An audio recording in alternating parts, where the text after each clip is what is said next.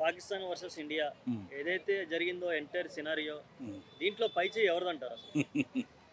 పైచే ఎవరిది? భారతదేశంది. హ్మ్. భారతీయుల శౌర్యంతోటే ఈరోజు హ్మ్. పాకిస్తాన్ మీద 9 ఉగ్రవాద స్థావరాలని పడగొట్టేసిన తర్వాత యుద్ధభూమిగా మరుభూమిగా మారిపోయింది పాకిస్తాన్. అలాంటిది దానిది విజయం ఎందుకు అవుతుంది? హ్మ్. విజయం మనది. హ్మ్. ఎందుకంటే మనం దొంగచాటుగా దెబ్బ కొట్టలా. హ్మ్. ధైర్యంగా ఎదురుగా పోరాటం చేసి కొట్టాం. హ్మ్. నీకు ఇచ్చే మీకు కొట్టే దెబ్బ ఎలా ఉంటుందో నేను చూపిస్తాను రా బాబు అని చెప్పి మరీ కొట్టాం. హ్మ్. కాబట్టి వాళ్ళ డాంబికాలు పలుకోవడానికి ఏం లేదండి పాకిస్తాన్. హ్మ్. అదంతా కూడా పాకిస్తాన్ అంటే ఒక రోగ్ దేశం. హ్మ్. అక్కడ మానవత్వం ఉన్న మనుషులు చాలా తక్కువ ఉంటారు. హ్మ్. హ్మ్. మానవత్వం ఉండదు, మంచితనం ఉండదు, జాలి ఉండదు, దయ ఉండదు. హ్మ్. ఆ, నికృష్టమైన నా కొడుకులు ఎక్కడైనా ఉన్నారు అంటే ప్రపంచంలో ఒక పాకిస్తాన్ దేశంలో ఉగ్రవాదుల రూపంలో ఉంటారు. హ్మ్.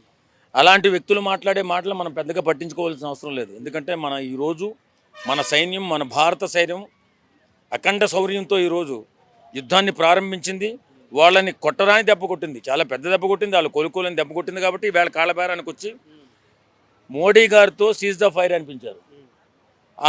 మన అమెరికా వాళ్ళు కూడా భయపడిపోయి ఎక్కడ ఆ దేశం లేకుండా పోతుందో, మన వాణిజ్యం ఎక్కడ దెబ్బతింటుందో అని ఈ అగ్రదేశాలు ఎప్పుడు కూడా ఏం ఆలోచిస్తుంటాయంటే ఫస్ట్ వాణిజ్యం కోసం ఆలోచిస్తాయి.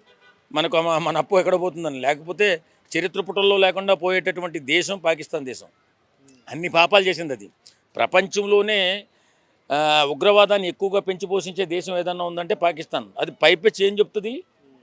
మాది చాలా శాంతియుత దేశం, మేము చాలా కర్మయోగులము అని డా ఏదో కాకమ్మ కబుర్లు చెప్తూ ఉంటుంది. అదంతా అబద్ధం. పాకిస్తానీ దేశం ప్రపంచంలోనే పెద్ద ఉగ్రవాద దేశం ఎవరైనా ఉందంటే పాకిస్తాన్ దేశమే. ఉగ్రవాదులను తయారు చేసి ఇక్కడి నుంచి వేరే దేశాలకు పంపించి కూడా అన్ని దేశాలను ఇబ్బంది పడుతున్నటువంటి దేశం ఏదన్నా ఉందంటే ఈ రోగ్ పాకిస్తాన్ దేశం మాత్రమే.